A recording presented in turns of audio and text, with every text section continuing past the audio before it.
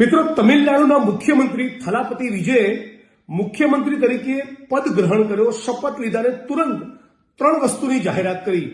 એક, 200 યુનિટ સુધીની વીજળી ફ્રી. તો આવી જાહેરાત ગુજરાતની સરકાર ગુજરાતની જનતા માટે કેમ ના કરી શકે? સવાલ નંબર 2, મુખ્યમંત્રી તમિલનાડુ થલાપતિ વિજયે બીજી પણ જાહેરાત કરી કે સ્પેશિયલ ટાસ્ક ફોર્સની રચના કરવામાં આવશે ડ્રગ્સના દૂષણને ખતમ કરવા. આપણા ગુજરાતના દરિયાકાંઠે 72,000 કરોડનું ડ્રગ્સ પકડાયું, અદાણીના પોર્ટ પરથી ડ્રગ્સ પકડાયું, ટોટલ 1.5 લાખ કરોડની આસપાસનું ડ્રગ્સ પકડાયું. છતાં આ ડ્રગ્સનો ઓર્ડર કોણ કરે છે, આનો મુખ્ય સૂત્રધાર અને માફિયા કોણ છે, આની જાણકારી મેળવવા માટે રાજ્યની સરકાર ગુજરાતમાં શું ટાસ્ક ફોર્સની રચના ન કરી શકે? અને મહિલાઓની સુરક્ષા માટે પણ તમિલનાડુના મુખ્યમંત્રી થલાપતિ વિજયે મહિલા ટાસ્ક ફોર્સની પણ રચના કરી. ગુજરાતમાં આવી રચના કેમ નથી થતી? ગુજરાતીઓ જાગો, ગુજરાત ડિઝર્વ્સ બેટર.